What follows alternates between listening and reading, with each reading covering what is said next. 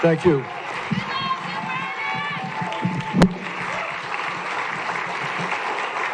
Thank you all very much. We love you, Bernie. Love you too. Let me thank Rennie Cushing. Where's Rennie? Rennie, thanks so much for the great work you do in the legislature and for your strong support. And Krishna, where's Krishna? Thank you so much. And certainly last but not least, let me thank my soulmate of the last 40 years, my wife, Jane Sanders.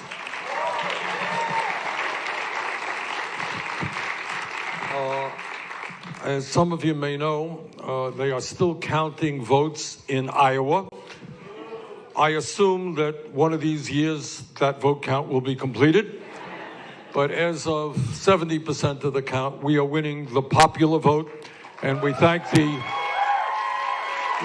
people of Iowa. And in Iowa they have a complicated system, and there's a realignment vote. We're winning that one as well, and I think we're going to have an equal number of delegates from Iowa going to the national convention. So I want to thank all of our volunteers in Iowa who have worked so very, very hard. Now, as I think many of you know, today is a kind of serious and solemn day for the country. And the reason I'm wearing a tie is I'm going to be on a plane in a few minutes, going to Washington, D.C., to vote for the impeachment of President Trump.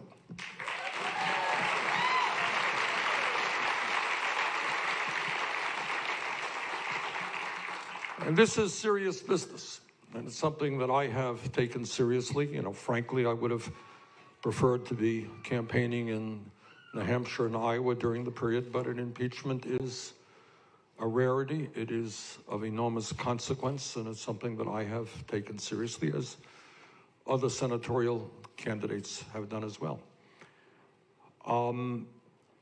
And what this is about, and everybody should know this, an impeachment is not about policy. I happen to disagree with Donald Trump on almost everything, but this impeachment vote is not about a difference in policy. This is about abuse of power. This is about a president who withheld, in my view, almost $400 million of military aid to Ukraine, a country at war with Russia, in order to extract out of them an investigation into one of his political opponents. And then when that truth became public, Trump undertook a massive cover-up of what he was doing.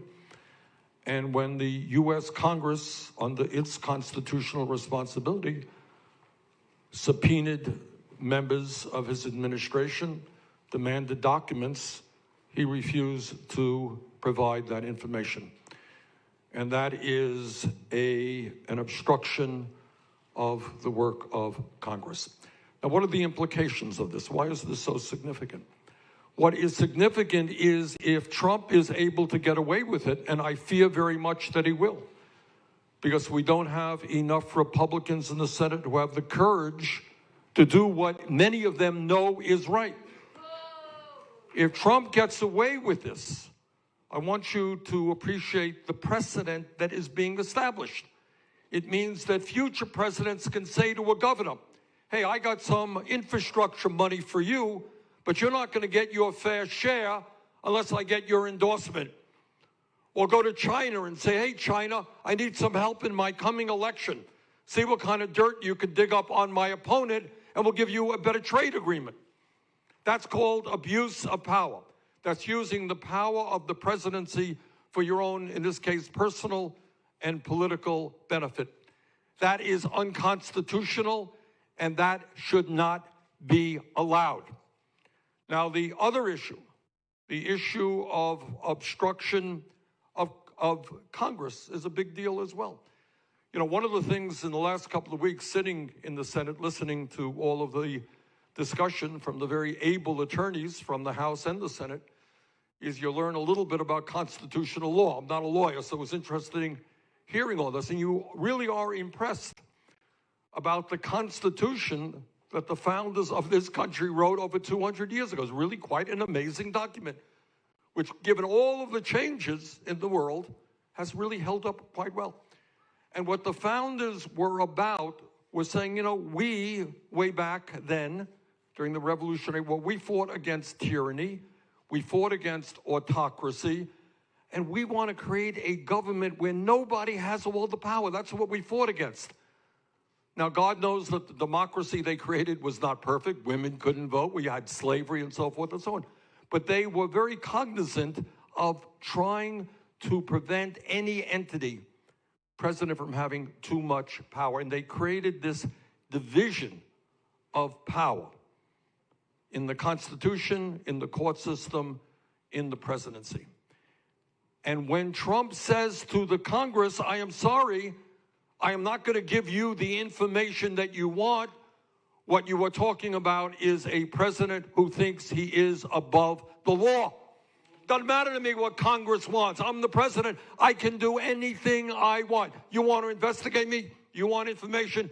Sorry, you're not getting it. I am the president, and I will do what I want. And I think now about how all of the unbelievably brave men and women from New Hampshire, from Vermont, all over this country who fought to defend democracy, one person, one vote, the separation of powers, our Constitution.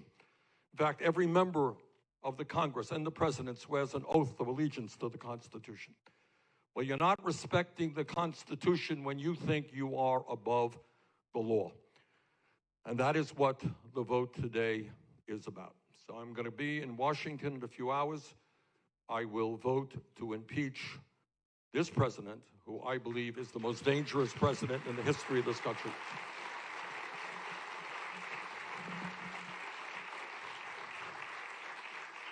But it is not just the impeachment issue. We are dealing with a president, and honestly, it gives me no pleasure to tell you this, you know, but we are dealing with a president who is a pathological liar. And I honestly believe that he probably doesn't know the difference between the truth and lies. The media has documented thousands and thousands of lies that he has told every single day. He lies. We have a president who is running a corrupt administration. We have a president who is a racist, who is a sexist, who is a homophobe, who is a xenophobe, and who is a religious bigot. We have a president, and this is something, again, that goes beyond policy issues. One believes, historically it has been the case, whether you're a conservative president, you're a moderate president, whatever you may be, I think everybody who has assumed the mantle of the presidency understands that the job is to bring people together. We are all Americans. I don't care what your religion is. I don't care where your dad came from. I don't care about your sexual orientation. We are Americans. How do we work together to go forward to improve the lives of the American people?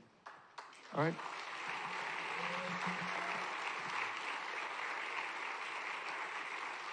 But today we have a president who very intentionally, for cheap political gain, is trying to divide us up based on the color of our skin. Remember, before he became president, he was the leader of the so-called Birther movement, trying to delegitimize the first African-American president we've ever had.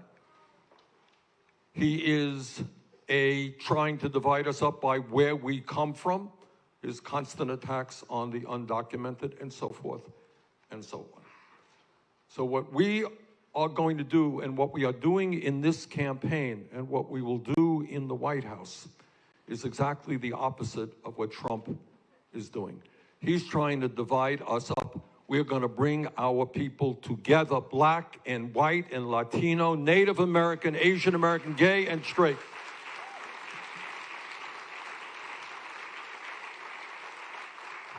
We're going to end the divisiveness in this country, and we're going to bring people together around an agenda that finally works for working people, not just wealthy campaign contributors and the 1%.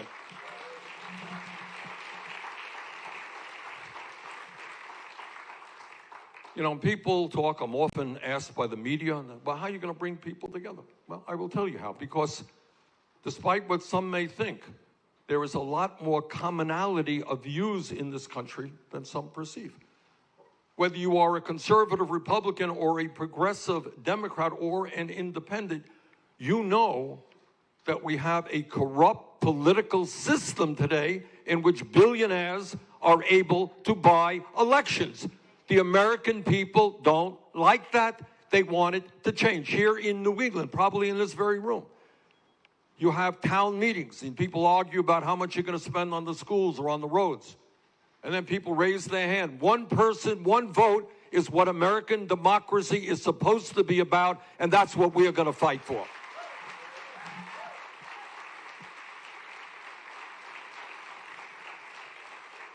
And the American people also understand, again, irregardless of one's political views, that there is something immoral and bad for our economy when so few people own so much wealth and have so much income compared to the general population. Right now, we have more income and wealth inequality in America today than we have had in the last 100 years. Today in America, you got 3 people owning more wealth than the bottom half of American society. You got that? 3 people, 160 million people. Today in America, you got the top 1% owning more wealth than the bottom 92%, while 500,000 Americans are homeless tonight, including 30,000 veterans. Today in America, while in New Hampshire and Vermont, we got people who are working 2 or 3 jobs to take care of their families, 49% of all new income goes to the top 1%. And yet half of our people are living paycheck to paycheck. I grew up in a family that lived paycheck to paycheck. Many of you know what it's like. And that means you worry if the car breaks down because you can't afford to get the car fixed and get to work and get your income. You know what it's like when you don't have any money and you get sick, or your kid gets sick and you can't afford to take the kid to the doctor's office. Half of our people are living paycheck to paycheck. The top 1% owns more wealth than the bottom 92%. Our administration will tackle the issue of income and wealth inequality and create an economy and a government that works for all of us, not just the people on top.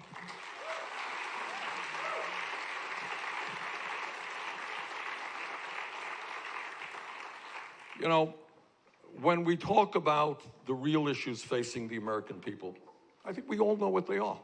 We all know what they are. You got so many people struggling economically. So what should we do as a government? For a start, we say that anyone who works 40 hours a week in America does not live in poverty. We raise that federal minimum wage to $15 an hour. Is $15 an hour going to get you rich? Certainly not. But it will give a little bit more economic security to many, many millions of people. And I'm proud that over the last 4 years, we made some progress in that area.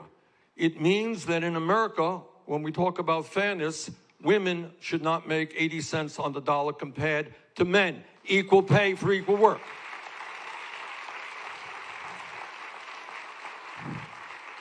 Today in America, there are millions of workers who want to join unions because they can get better wages and working conditions. We're going to make it easier for workers to join unions, not harder. And again, what this campaign is about is asking people to think outside of the box, outside of what you see on television or what you hear in the Congress. So ask yourself a simple question. It's the wealthiest country in the history of the world. Every psychologist in the world will tell you that 0 through 4 are the most important years of human development, intellectually and emotionally, right? Everybody knows that. If we're the wealthiest country in the history of the world, why do we have a dysfunctional child care system where working families cannot find good quality, affordable childcare. Why is that? Why are we prepared to give tax breaks to billionaires, but tell working class families all over this country you can't find good quality care for your kids? Under our administration, we're going to change the priorities of the government. We will have universal, high quality child care in this country. We are going to invest in public education so that regardless of your zip code, regardless of the local property tax situation, we know in wealthier communities they can raise more money for their schools. We're going to significantly increase funding for Title I low-income schools so that every kid in this country gets a quality education. And we believe that in the year 2020, in a competitive global economy with a changing technology, that every young person, every person in this country, regardless of their income, should be able to get a higher education, either college or trade school, which is why we will make public colleges and universities tuition free.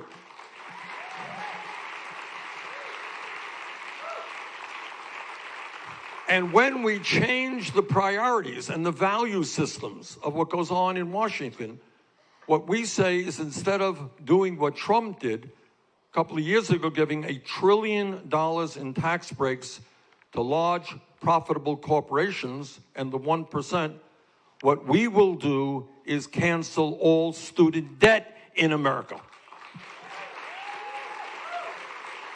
And we do that through a modest tax on Wall Street speculation. Some of you may remember that 11 years ago, Congress bailed out the crooks on Wall Street who destroyed our economy. Well, if we could bail them out, then Wall Street can help the working families of this country today.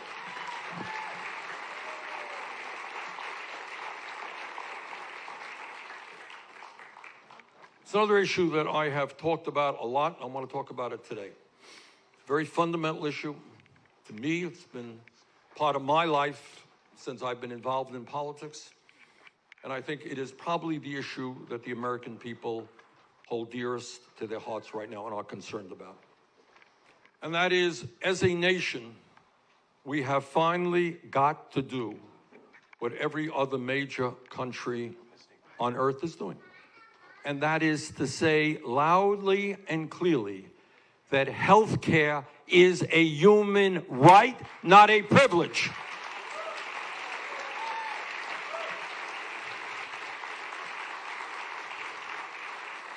And here is the irony. It's not a new idea that I invented.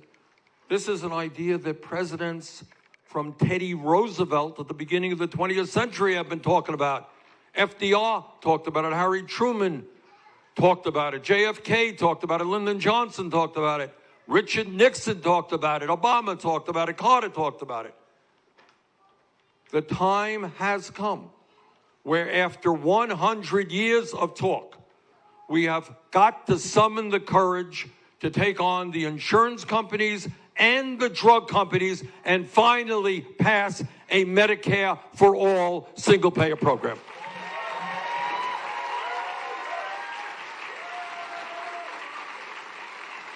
What does that mean? What does that mean?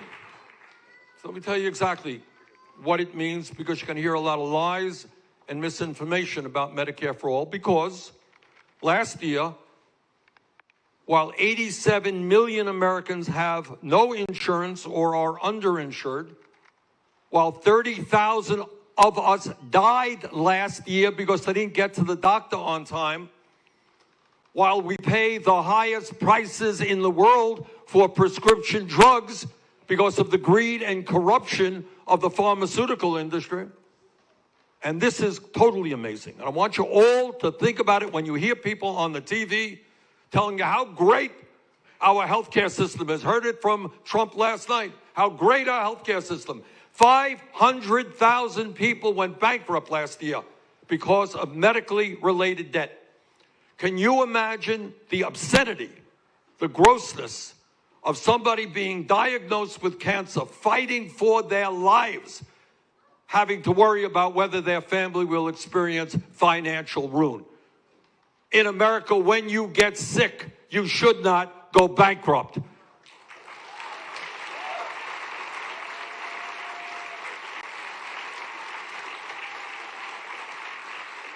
So what I'm proposing, I'm criticized every day. It's such a radical idea, going to disrupt the entire universe.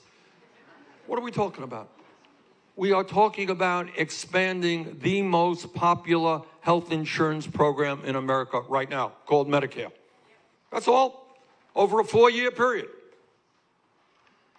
Now, Medicare is a strong program. Some of you in this room are on Medicare, but it is far from perfect. I want to make it better, and I want to expand it to all. What does that mean? It means Medicare should cover dental care. It means Medicare should cover hearing aids. Eyeglasses are pretty expensive. Medicare should cover eyeglasses. And I'll tell you what else Medicare should cover and will cover under a Medicare-for-All program. And that is home health care, so that seniors and people with disabilities can stay in their homes if they choose, rather than be forced into a nursing home.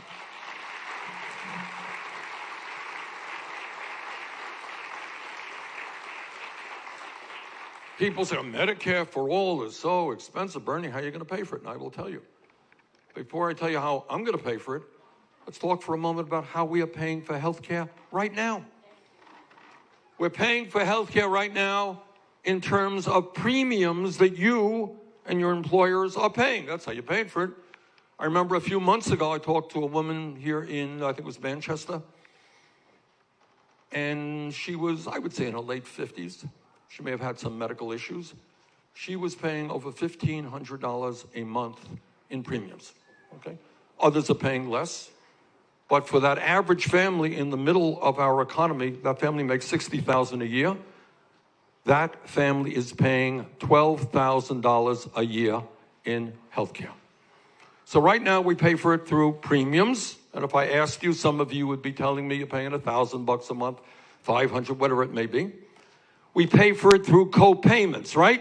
You go walking into the doctor's office, what's it cost you, an extra $50, $100?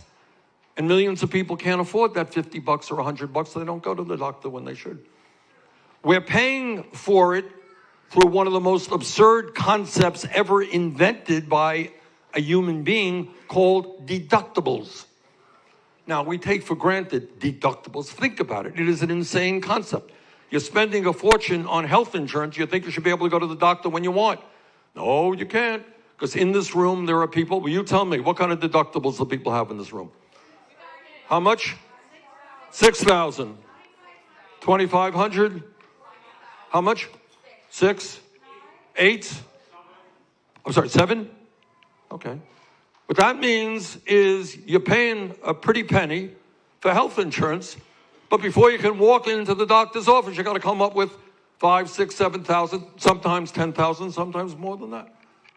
We are going to eliminate all premiums under Medicare-for-All, all co-payments under Medicare-for-All, all deductibles under Medicare-for-All, all out-of-pocket expenses out of Medicare-for-All, and because, and I see my friends from AARP here, we're a little bit worried about the cost of medicine, right? Because we're going to take on the greed and the corruption of the pharmaceutical industry.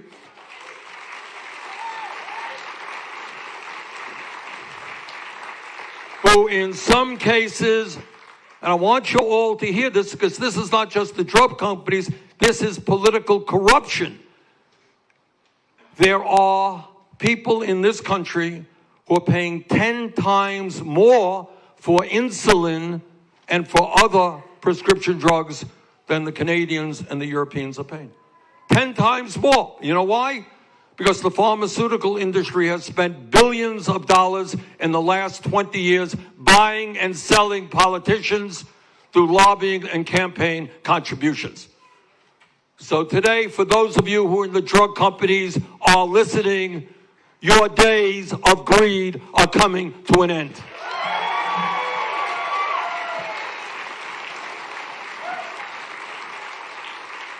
And your days of corruption. It's not just greed. Greed is not a new phenomenon. But this is actual corruption. And I want to give you one example, which I know has hit this state very hard. Vermont has suffered a lot, as has the rest of the country, in terms of opioid addiction and death. Your state has suffered more than almost any other state. And I want you all to know, when we talk about the pharmaceutical industry, in this case, opioid manufacturers, there's a massive lawsuit being waged right now by attorneys general all over this country. What they are saying, hear this, is that the opioid manufacturers knew that the product that they were selling, the opiates that they were selling, were causing addiction and death. And when they learned about it, you know what they did? They hired more salesmen to sell more product. That is not only corruption, that is criminal activity. We will address that criminal activity.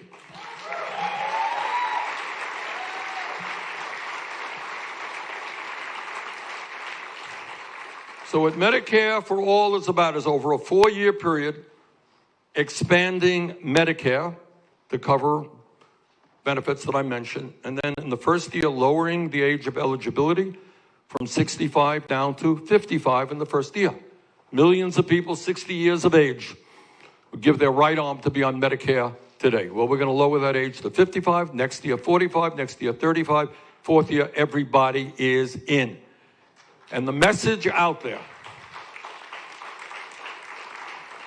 the simple message that is out there, is that the function of a rational and humane healthcare system is to guarantee healthcare to all of our people, not to make drug companies and insurance companies enormous profits. That's what we're going to do.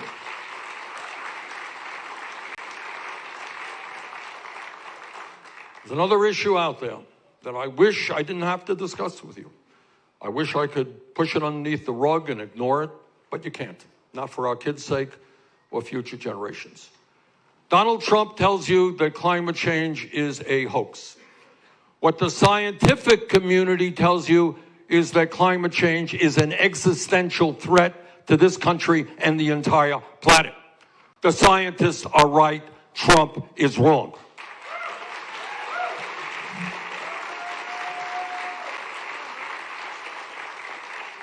So if you're ready for a radical idea, here it is. As President of the United States, I will listen to the scientists, not right-wing extremists.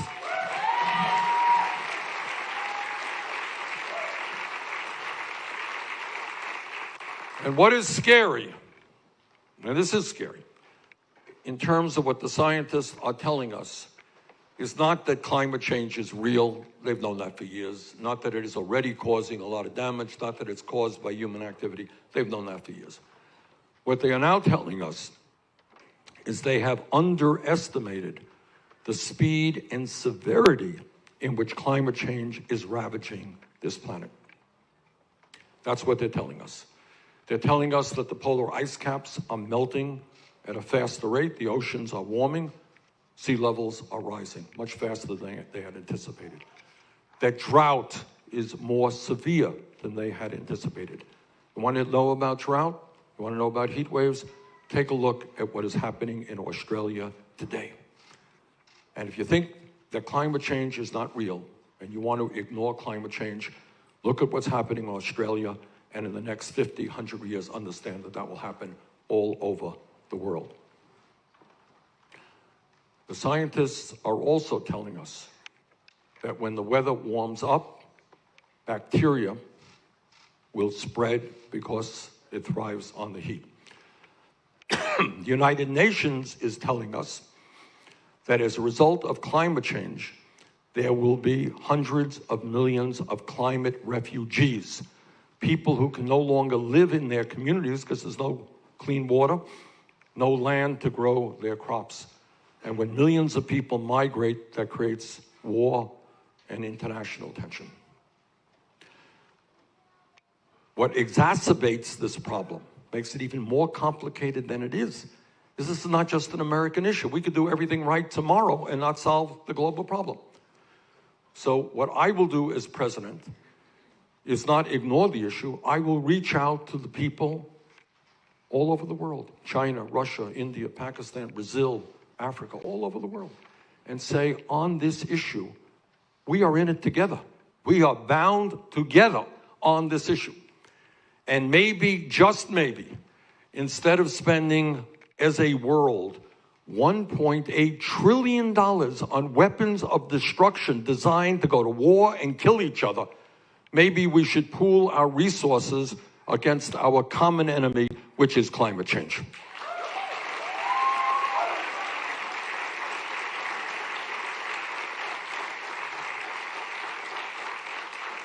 But the bottom line here is that we have a moral responsibility, and I speak as the father of 4 and the grandfather of 7 beautiful kids, 3 of whom live here in New Hampshire, that we have a moral responsibility to make sure that the planet we leave future generations is a planet that is healthy and is habitable. And our message today to the fossil fuel industry is that your short-term profits, of which there are many, many billions, are not more important than the future of this planet. We will take on the fossil fuel industry. I am proud to have introduced the most comprehensive climate change proposal ever introduced by a presidential candidate. It is based on the principles of the Green New Deal, where we're going to create up to 20 million good-paying jobs, good-paying union jobs, as we transform our energy system away from fossil fuel to energy efficiency and sustainable energy. That's what we have got to do. There's not an option here. If we love our kids, that is the direction, in my view, that we've got to go. And we talk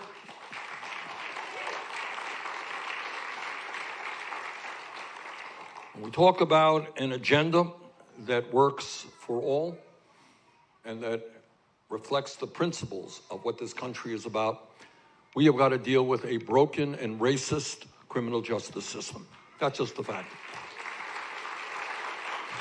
We cannot continue to have more people in jail than any other country on earth.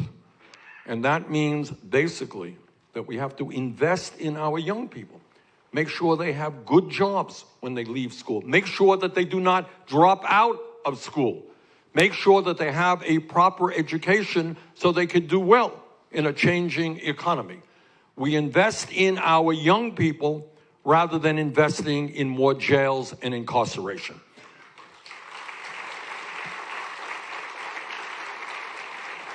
Now, Donald Trump every day is trying to demonize the undocumented. That's what he does. As the son of an immigrant myself, my father came to this country at the age of 17 from Poland, grew up in poverty, had no education, very little education, came to this country not speaking a word of English. I am mindful of how immigrants in this country are feeling. I experienced the immigrant situation myself as the son of an immigrant. So instead of demonizing undocumented people, we are going to pass something that is long overdue, and that is comprehensive immigration reform and a path towards citizenship.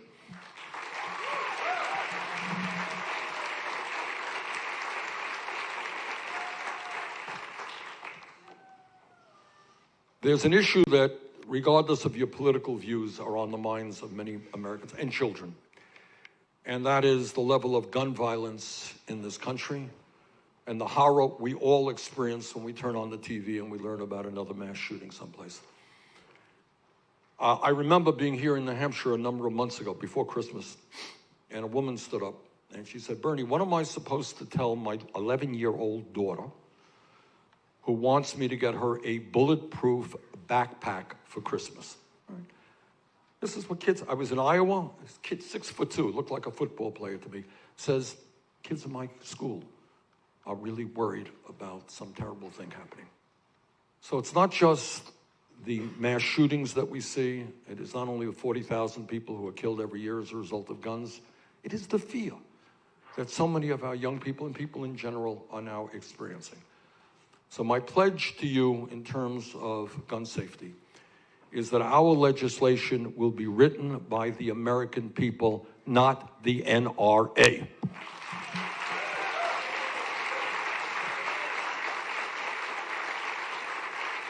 And that means that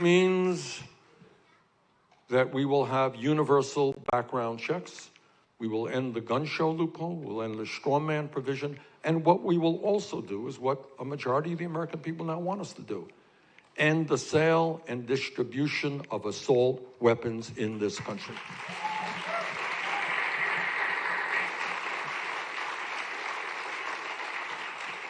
You know, last night, Trump talks about deregulation and Republicans talk about getting government off the backs of the people and small government. So I want to say to all of those hypocrites who talk about getting the government off the backs of the American people, if that is what you truly believe, then understand that it is women in this country who have the right to control their own bodies, not the government.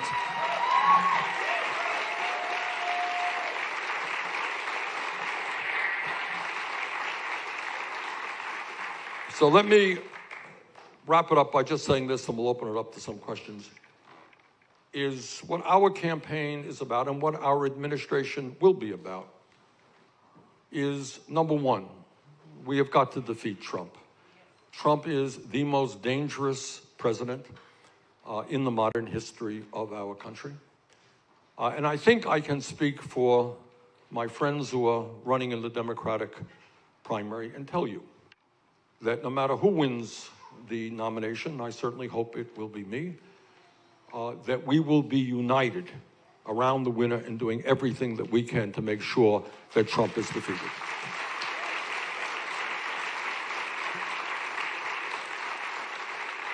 And let me just, for a second, tell you why I think we are the strongest campaign to defeat Trump. And that is to defeat Trump, who will be a very formidable opponent for a number of reasons. We are going to have in November the largest voter turnout in the history of this country by far. And I believe that kind of old-fashioned status quo politics is not going to generate the kind of energy and excitement we need to bring working class people into the political process, to bring young people into the political process, to grow the base. We are running a campaign which has the largest grassroots volunteer network, maybe, not sure, in the history of this country. But we have all over this country, as we speak, right here in New Hampshire, we have knocked on tens and tens and tens of thousands of doors, and I want to thank the volunteers who have been doing that door knocking. We have made probably hundreds of thousands of phone calls, probably bothering each and every one of you. But that's what our type of grassroots campaign is about, and it's not only here. We're doing it in California, we're doing it in Nevada, we're doing it in South Carolina, we're doing it all over the country right now. That, to my mind, is the kind of campaign that we need to defeat Trump, and I think our campaign is best suited to do this. But beating Trump is not the only reason that I am running for president. I believe that it is absolutely imperative that we transform our country and that we create a government that finally pays attention and works for the needs of ordinary Americans rather than wealthy campaign contributors. And that means, and this is hard stuff, and I want to be honest with you, as all of you know, the message of our campaign is us, not me. Now, why is that? It's a good bumper sticker, I admit. But when you think about it, it's actually a very profound statement. And it's profound in two ways. It says that as a nation, we must come together and care about each other. All right? That I need you to worry about my family, and as a citizen, I will worry about your family, that as Americans, we are in this together. All right? And the second part of us not me, is a profound political statement, which will not be seen on television. Okay? And that is the understanding of the nature of the power structure in America. Okay? And what that means is what I know and what many of you know, is real power in this country rests with Wall Street. We have a half a dozen banks that have assets of over $10 trillion. It rests with the insurance companies and the drug companies and the fossil fuel industry and the military-industrial complex. Many of us don't like endless wars. We don't like seeing young Americans getting killed in wars, spending trillions of dollars in wars. Military-industrial complex is doing just fine. All right? Then you got a prison industrial complex. You got a whole lot of powerful forces who are making huge amounts of profits by maintaining the status quo. What our administration is about is taking on those enormously powerful special interests and creating policies that work for working families, not the CEOs of large corporations.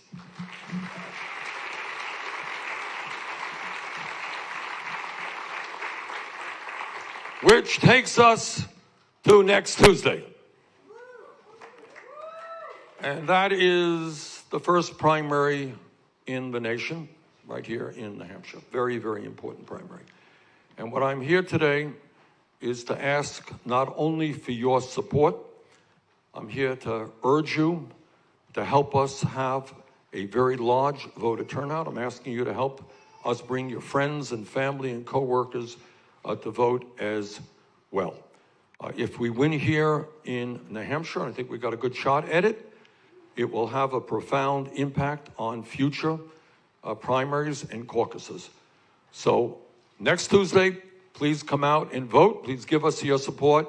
Let's have the largest voter turnout in New Hampshire primary history. Thank you very much. Thank you. Thank you.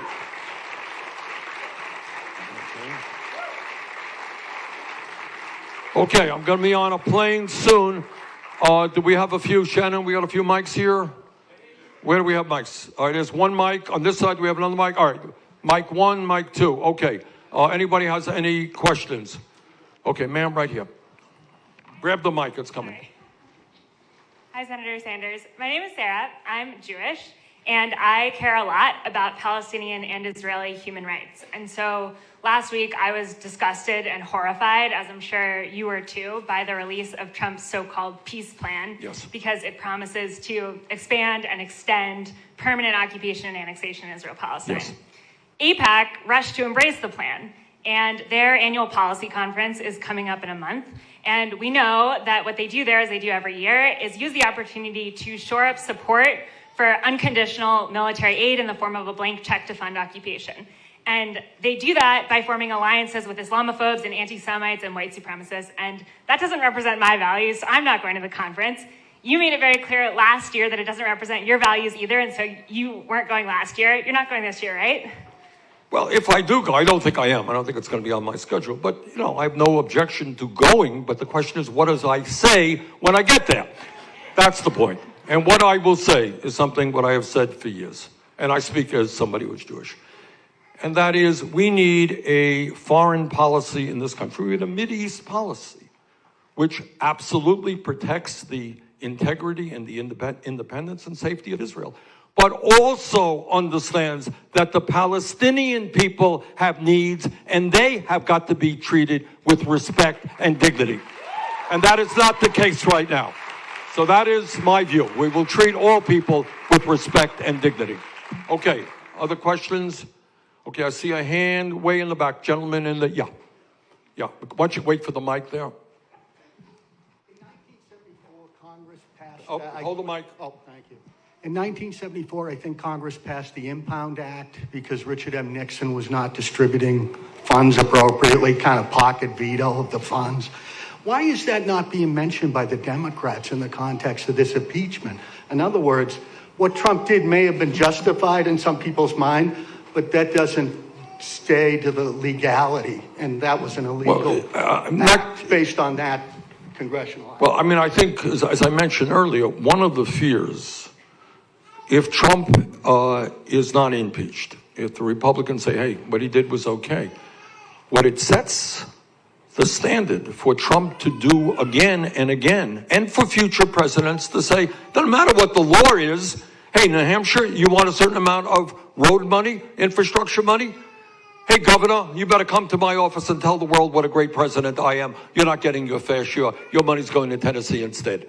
That's the danger there. That's what abuse of power is about. That is what a president who is above the law is about. Obviously, as you indicate, Congress develops a formula, and I and your senators work very hard to make sure that Vermont, New Hampshire, states get their fair share. We argue about it, believe me, urban versus rural and so forth and so on. But at the end of the day, when you got that type of aid has got to be fairly distributed, not distributed on the political whims of the president. He gets away with this, you're going to see more and more of that. Okay, yeah, gentleman right here, yes. How you doing? How you doing, Senator Sanders? Good. Good. I just wanted to ask what the campaign, or what we can do. We see that Tom Perez and the DNC has stacked the DNC Rules Committee with people that aren't necessarily pro-Bernie Sanders, and as followers, we're frightened that we might have a repeat of 2016. Wondering what you could tell us. Just, I know we're going to vote en masse and whatnot, but yeah. What we can do right now is to make sure we have the largest voter turnout in the history of New Hampshire. That's the most important thing we do. The truth is that the nominee will have enormous power over those committees, okay? And when I am the nominee, we will make sure that the people who will be chairs of those committees will be people who reflect the needs of the American people. Okay, I see a question right here, this gentleman, yeah. Wait for the mic. I'm a self-employed vegetable farmer, as 90% of American farmers. Will you please address the needs of the self-employed? Because when the Reagan administration blew the bomb on the organized labor, they raised the self-employment tax from 8.1 to 15.3% and blew us out of the water, and it kills low and middle income people. Absolutely. Earners. Please address the self-employed and use that word. There are 25 million of us, and there's 110,000 in New Hampshire, and we need to hear our name. Thank you. Thank you very much. You're right. That is a very, I wanted to mention this. You talk about self-employed now paying, what, 15% of their income? 15.3. Right. No deduction. That's right.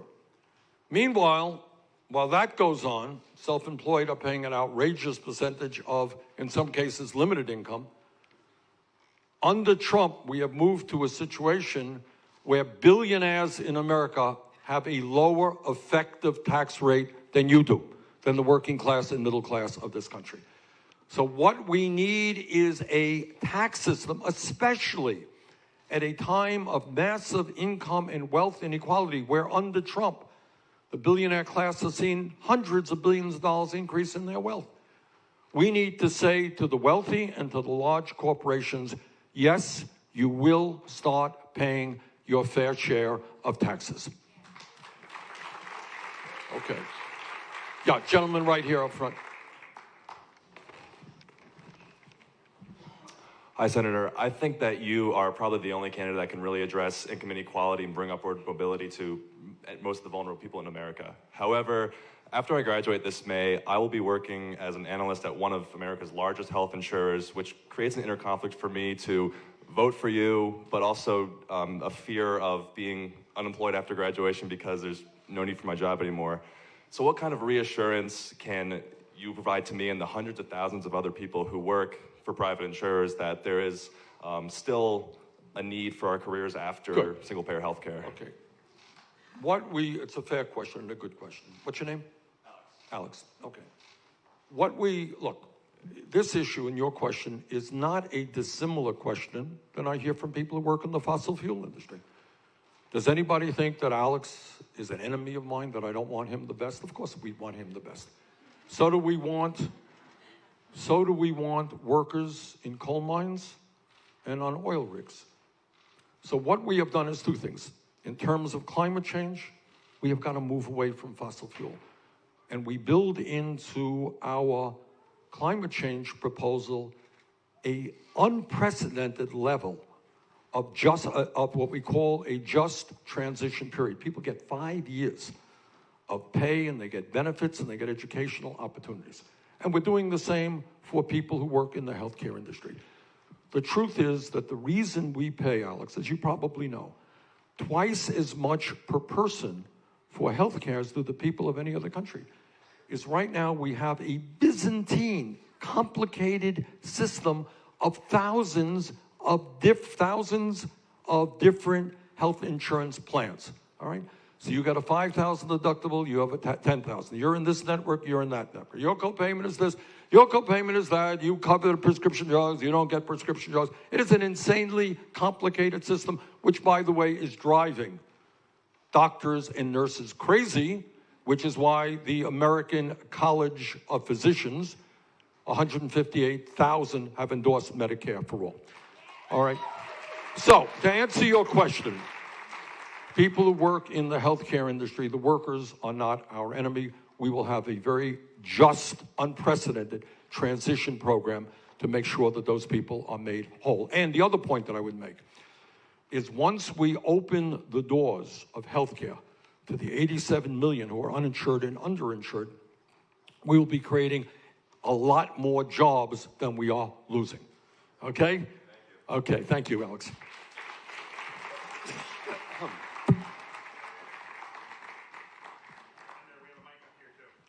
Oh, you go? Okay, let's get somebody from the balcony. A woman right there in the blue sweater.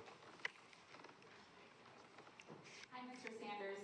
My name's Christine, and I'm here because you seem like one of the most authentic candidates running right now. So I wanted to hear what you had to say and how authentic you really are. And by the way, nobody believes for a minute that you told Elizabeth Warren that a woman can't make it for president.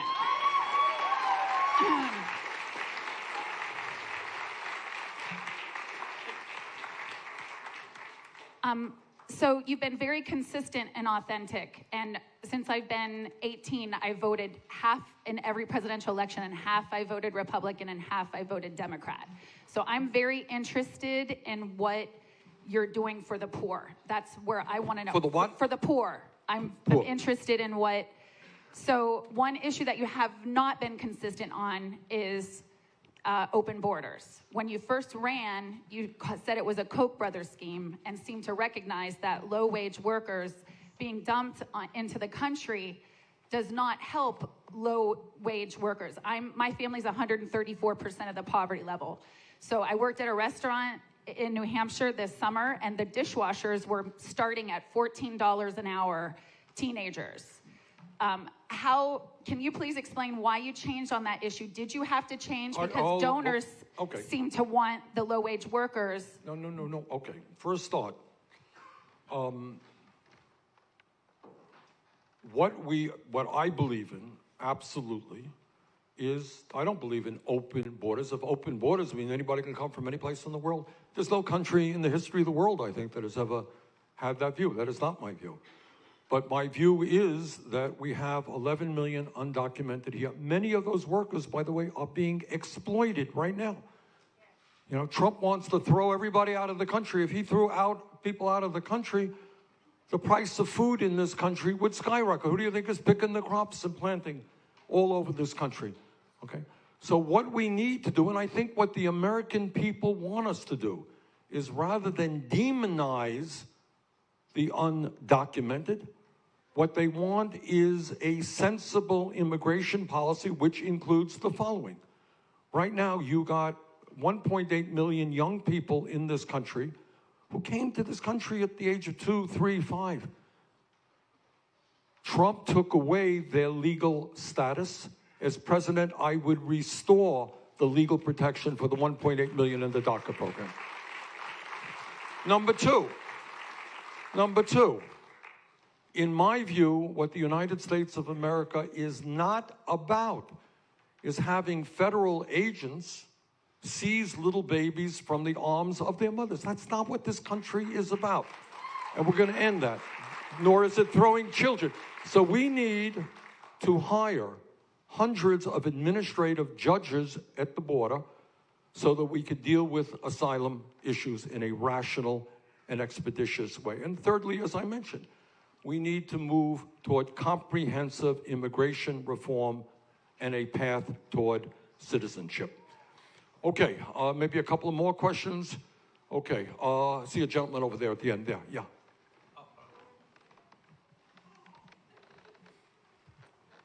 So my name is Richard, and Mr. Sanders, you mentioned one person, one vote during your speech. I was wondering along those lines how you feel about removing the Electoral College such that one person, one vote is what occurs in the general election. Look, I think, thank you for the question. If we believe in one person, one vote, if we believe in democracy, if we believe that a majority or a plurality rules, right? I get more votes than you, I win. You get more votes than me, you win. Then it is hard to defend a system in which we have a president of the United States who received 3 million votes less than his opponent. All right? Hillary Clinton got 3 million more votes than Donald Trump. Donald Trump is president of the United States because he did well in states like Michigan, Pennsylvania, Wisconsin, Florida, and won those states. All right? So if we believe in majority rule, I think we have to rethink the whole concept of the Electoral College. And let me add to your point, which is maybe the most important point. Just from a practical political point of view, everybody who knows anything about politics understands that the presidential election will come down to 10, 15, 16 so-called battleground states. Okay? So you will have candidates coming to New Hampshire, which is a battleground state, probably not coming to Vermont, which is not a battleground state, not going to California, not going to New York, not going to Wyoming, not going to North Dakota or South Dakota, which are Republican states. Does that make a lot of states? You got 50 states in this country. You got 320 million people. Each state has their own needs, and a president has got to address the needs of New Hampshire, of California, of Mississippi, of South Dakota, of North Dakota. But in many ways, those states are excluded. The assumption is South Dakota is going to vote Republican, Wyoming is going to vote Republican, Vermont and New York will vote Democratic. What do we have to worry about those states? That is unfair to a majority of the people of this country. So I think you want a presidential campaign, and you want the presidential candidates to be talking about the issues that impact all of the people of this country, not just 16 states. So your point is well taken. Okay, ma'am, right here. We've got a woman right up front. My name's Sharon, and I'm worried about the deficit that we're incurring right now, what you might be able to do for that. Okay. Thank you, Sharon. We have a very significant national deficit. We have I think it's going to be $1 trillion this year alone, added to the $20+ trillion national debt that we have. It is a serious problem. Trump has made it worse by giving massive tax breaks to people who don't need it and greatly expanding military spending. So one of the things that I think we should be looking at when we talk about the deficit, as well as the needs of the American people, is having a fair and progressive tax system, which says to billionaires and large corporations that they have got to start paying their fair share of taxes, all right? It is hard for me to defend a system, a tax system, which allows large corporations like Amazon and many others last year. Do you know how much Amazon paid in taxes last year? They paid not a penny. And that's hard to defend that. That's Trump's tax plan, and that's absurd. That's the power of big money. Second of all, we got to look at where we can save money. I have a problem when we are now spending more on the military than the next 10 nations combined. Okay? I think we need a strong defense. We need to keep America safe. We do not have to spend as much money as Trump is proposing. Give you another example. We are now providing hundreds of billions of dollars over a period of years in tax breaks and subsidies for the fossil fuel industry, who are producing a product that is destroying this planet. We give tax breaks to the drug companies who are ripping us off. So I think we need a good tax system. I think we have to take a hard look at our spending. I think there's a lot of waste out there. There's a lot of areas that we're spending money that we should not be spending money. Okay, last question. Okay, woman right there. Yes, ma'am. Yes. Hi, Senator Sanders. I'm a college student. I go to Middlebury in Vermont, actually. And I think I can speak for most college students when I say that climate change is always on my mind. I think about it every day. And we all know that climate change is an issue that's going to last beyond the 4 or 8 years of a presidency. So my question for you is how you plan to make policies about climate change that will last beyond the scope of your presidency. Well, you're absolutely right. This issue of climate change, and I don't use the word existential too often, but if you look at what some of the scientists are writing about and studying, is if we do not get our act together in an unprecedented and aggressive and bold way, what this planet will look like when you have kids and grandchildren will be an increasingly unhealthy, uninhabitable planet. So you should be worried. And what we have got to do, and I know, I get attacked for these things, and I understand it. I agree with you. I think that this is a huge, huge problem, and I think it is totally irresponsible. I can come to you and say, all right, we're going to put more money into solar panels here in New Hampshire, and we're going to do a little bit of this, and we'll do a little bit more for public transportation. That's not going to solve the problem. So what we need to do is set up a long-term structure for this country, but not just this country, for the entire world. You follow me? We can do all the right things tomorrow, and if China and Russia and India and Pakistan and Brazil and other countries around the world are not doing the right thing, this planet will be in very deep trouble. So to answer your question, dealing with climate change will certainly be it has to be one of my priorities, and I will do my best to make it a top priority for countries all over the world. What does it mean? It means moving away from fossil fuel as quickly as possible to energy efficiency and sustainable energies like wind, solar, geothermal, putting a lot of money into research and development to figure out how we can create more sustainability, transforming our transportation system, making major changes in agriculture in America, and do this as a planet, not just the nation. But I don't think we have an option on this one. And the good news, if there's any good news with regard to climate change, is that we can create, as we make that transition, up to 20 million good-paying jobs. All right, let me thank you all for being out. It's a wonderful turnout.